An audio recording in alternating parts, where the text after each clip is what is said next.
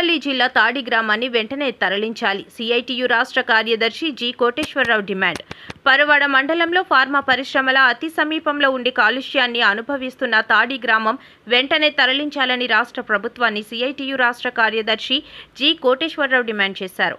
ఆదివారం తాడి గ్రామంలో నిరసన కార్యక్రమం జరిగింది. ఈ సందర్భంగా కోటేశ్వరరావు మాట్లాడుతూ ఫార్మా పరిశ్రమల నుండి విడుదలవుతున్న వాయు కాలుష్యంతో ప్రజలు ఉక్కిరిబిక్కిరవుతున్నారని, గ్రామాన్ని తరలించడానికి కూటమి ప్రభుత్వం కంకణం కట్టుకుందని, ఎన్నికల్లో వాగ్దానం చేస్తున్న నాయకులు తర్వాత గ్రామాన్ని పట్టించుకోకపోవడం విచారకరమన్నారు.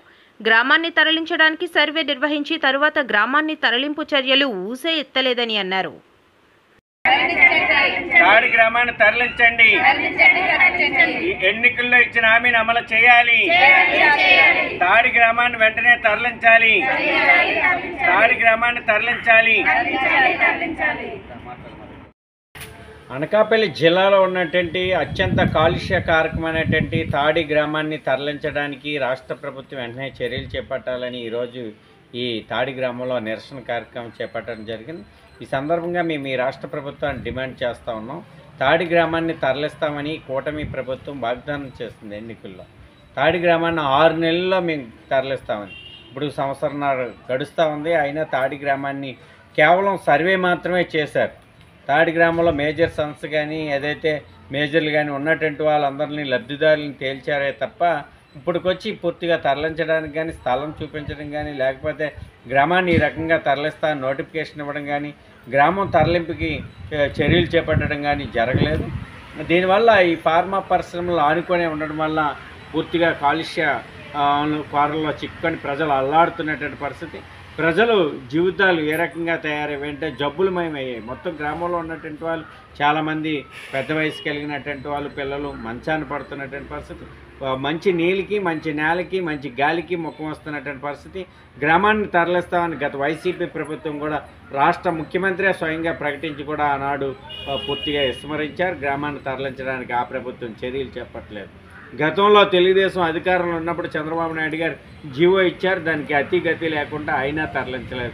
మరోసారి ఇప్పుడు కూటమి ప్రభుత్వం వాగ్దానం చేసి తరలిస్తామని చెప్పారు.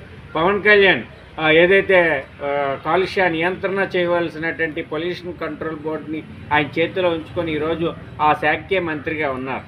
ఏదైతే కాలుష్యం రాకుండా నివారించడం కోసం చర్యలు చేపట్టవలసిన మినిస్టర్ ఈ రకంగా ఫార్మా పరిశ్రమల కాలుష్య కారుల్లో చిక్కుకొని అల్లాడుతున్న గ్రామాన్ని ఎందుకు తరలించడం కోసం చర్యలు చేపట్టరు. అందుకని రాష్ట్ర ముఖ్యమంత్రి, డిప్యూటీ ముఖ్యమంత్రి వీళ్ళందరూ కూడా వెంటనే చర్యలు చేపట్టి తాడి గ్రామాన్ని తరలించడానికి చర్యలు చేపట్టాలని సందర్భంగా సిఐటియు డిమాండ్ చేస్తూ ఈ గ్రామంలో నిరసన కార్యక్రమం చేస్తాం.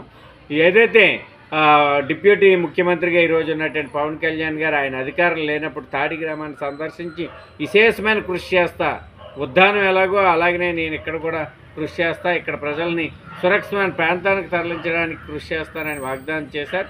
మరి ఎన్నికల్లో గెలిచారు. మీ ప్రభుత్వం వచ్చింది, కూటమి ప్రభుత్వం వచ్చింది. మరి ఎందుకు తరలించడం కోసం కనీసం ఊసైనా ఎత్తడం లేదు, కనీసం మాట అయినా చర్చించలేదు. కనీసం కలెక్టర్తో చర్చించి కలెక్టర్ని కూర్చోబెట్టి నిధులు దానికి సంబంధించినటువంటి వ్యవహారం గురించి చర్చించడం లేదు. అందుకని ఇప్పటికైనా గ్రామాన్ని తరలించడానికి చర్యలు చేపట్టింది, లేకపోతే ప్రజా పోరాటాన్ని కూటమి ప్రభుత్వం ఎదుర్కోక తప్పదు అనేటువంటిది సిఐటియు సందర్భంగా హెచ్చరిక చేస్తా ఉంది.